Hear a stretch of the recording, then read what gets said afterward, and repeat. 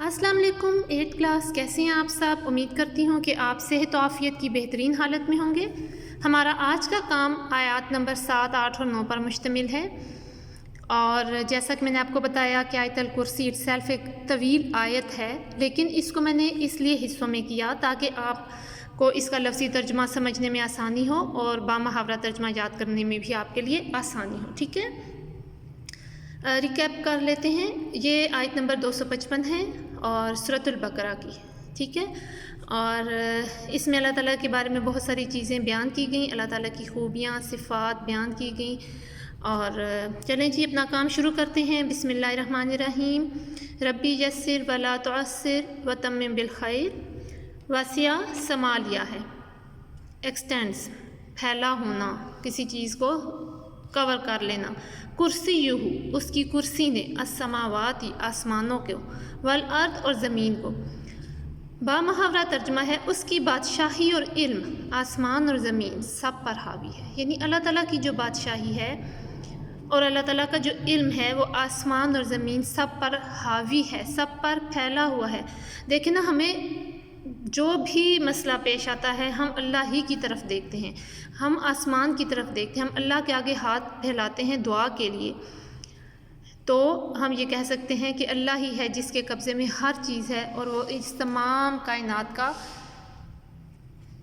بادشاہ ہے۔ اسی طرح آیت نمبر 8 دیکھیے، وا اور۔ اب یہ الفاظ وہ ہیں جو پیچھے بار بار ریپیٹ ہوئے ہیں، جب آپ ان کو دھیان اور توجہ کے ساتھ ایک دفعہ یاد کر لیں گے تو پھر آپ کو مشکل پیش نہیں ہوگی۔ لا نہیں، یعودہ، تھکاتی اس کو، حفظہما، نگہبانی ان دونوں کی، اور اسے ان کی حفاظت کچھ بھی دشوار نہیں، یعنی اللہ تعالیٰ کے لیے یہ بات مشکل نہیں ہے، زمین و آسمان کے معاملات کی نگرانی کرنا، حفاظت کرنا، اس انتظام کو سنبھالنا اللہ کے لیے مشکل نہیں ہے۔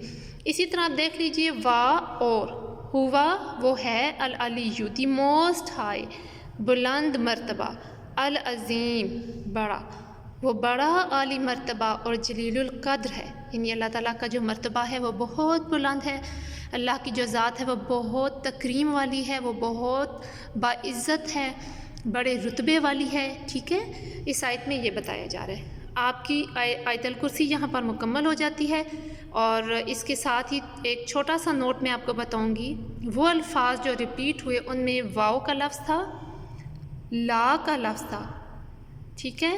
اسی طرح آپ سمجھ لیجئے یہاں پر ہوا کا جو لفظ ہے یہ پروناؤن کے طور پر یوز ہوتا ہے عربک لینگویج میں، یہاں پر مینشن بھی ہے، جیسے ہی پروناؤن ہے نا آپ انگلش میں یوز کرتے ہیں، ہوا وہ، ٹھیک ہے۔ اسی طرح یہاں پر آپ دیکھ لیں، ہو جو ہے یہ لنکنگ پروناؤن میں آ جاتا ہے، یعنی یہ تعلق کو ظاہر کرتا ہے، یعودہ، ٹائرز ہم، اس کو نہیں تھکاتی، اور ہو سنگولر کے لیے یوز ہوتا ہے ہی کے طور پر۔ اور جب آپ کیونکہ عربک لینگویج میں ہمارے پاس کہہ لیں کہ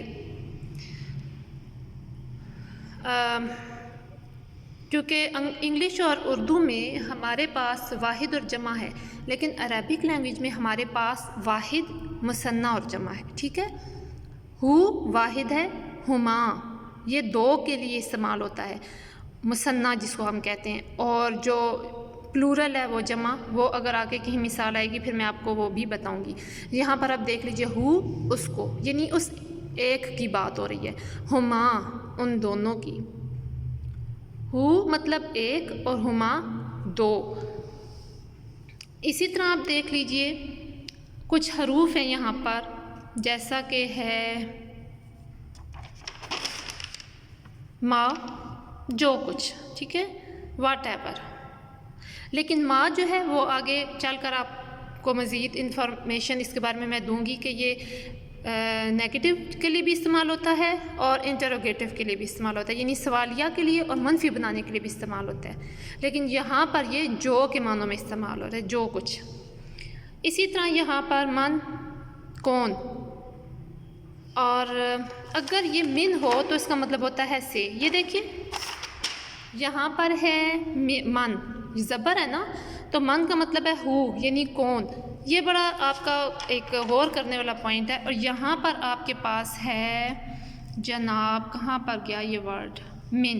یہ دیکھیے من، آیت نمبر 6 میں من، یہ زیر ہے نا، تو اس کا مطلب ہے آف یعنی سے. تو یہ چھوٹی چھوٹی چیزیں ان کو توجہ کے ساتھ سیکھنے کی کوشش کریں تو آپ کے لیے انشاءاللہ ترجمہ یاد کرنا بہت آسان ہو جائے گا.